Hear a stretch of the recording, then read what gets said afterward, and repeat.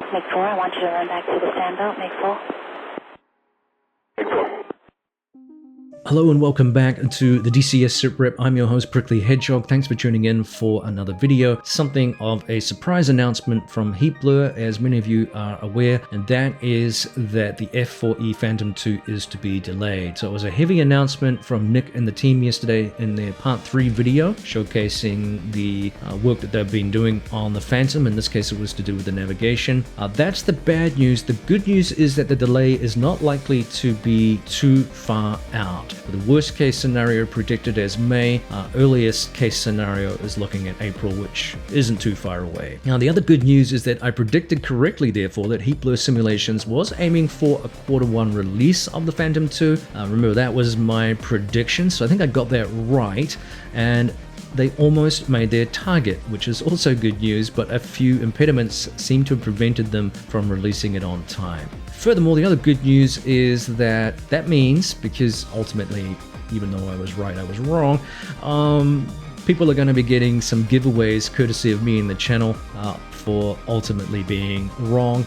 And the other good news is that Heatblur have been pretty transparent in their reasoning for this delay. So, what was the holdup? Well, Nick explained that they've had some complexities, if you like, relating to staffing illnesses stemming from COVID and also long COVID, which has hampered their ability to push through to complete the module in time for the anticipated March release. They were still burning the midnight oil through to almost up to the release date to reach that on-time goal, but after encountering some issues with the new GUI system, they elected to rebuild it as the only workable solution. So essentially what happened was that they found that in testing of this aircraft in-game, that around about up to 10% of their end test users were encountering crashes while using the new GUI system that they introduced using some proprietary coding. And this is to do with the interactive manual and other really critical features like Jester 2, which allows users to do things in game on the fly. So you could, for example, be looking at the manual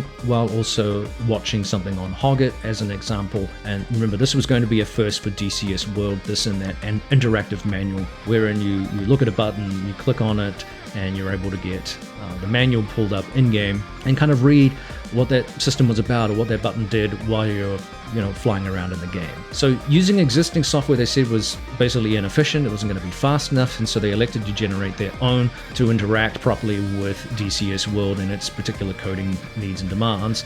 And ultimately, this, as I said, was proving problematic for some users with some hardware configurations, and they began to find this out in January of this year, so not all that far back here. So remember that these days, to achieve better multitasking graphical processes in which you can run several programs at the same time without running into prioritization conflicts, Windows uses what is known as Windows Display Driver Model. And also in the last several years, they introduced some other hardware, if you like, or hardware interactive software called hardware accelerated GPU scheduling. And now Nick indicated that they were basically running into HAGs in some instances, and despite their best efforts to resolve these conflicts, the only solution they realized was to break down the GUI system that they worked on and rewrite it, because every time they would come up with what they thought was a solution, there'd be another one, and so on and so forth. So, and this is the problem with variability out there. Trying to solve the problem basically meant they had to pare it back and start again. And they almost got there, but after serious consideration, they felt that a release of the module in the current state may detract from user experiences and thus dip below their typical high standard.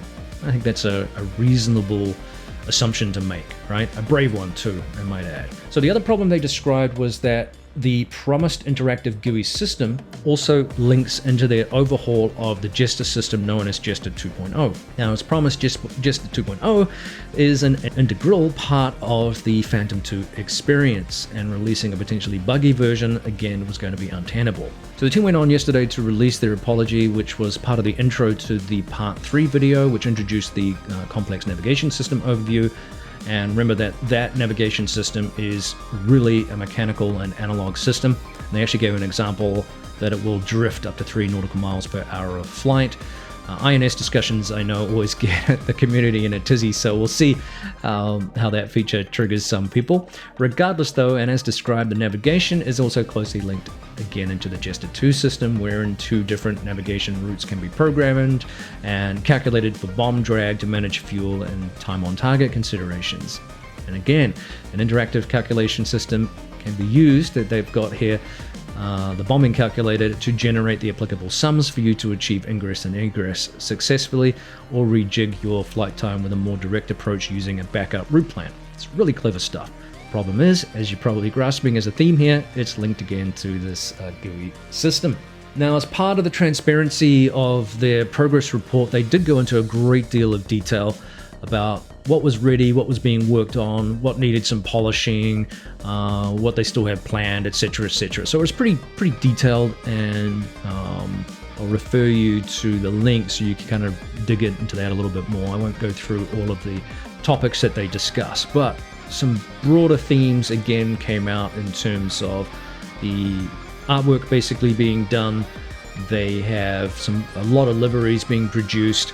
The flight model is basically done. It does need some tweaking in terms of turn radius calculations and stuff like that. Basically, they also pointed out the flight model will always be up for review, refinements, tweaks, and so on and so forth. And we've seen that with other aircraft in the game. ED does it with their missiles and other weapons. We just saw that the flight model for the F-18 is being overhauled. We've seen it with the F-16 as well. Heatblur did it with the F-14 and the Viggen as well. So these are never truly static and complete because of new information and so on and so forth, updates or general improvements to the game that can allow for a little bit more fine-tuning, right?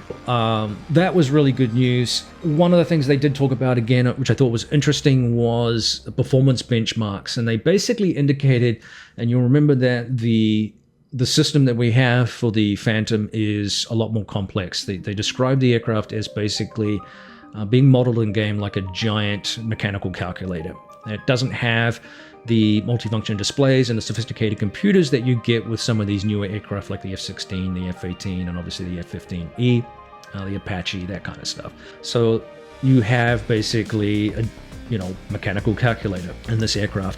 And as a result of that, you've also got all of these analog systems that need monitoring. And that apparently, because of the system wear and tear, the system failures that they have described as part of the, I guess, a first again for DCS World, that requires a lot of monitoring and real-time measuring, if you like.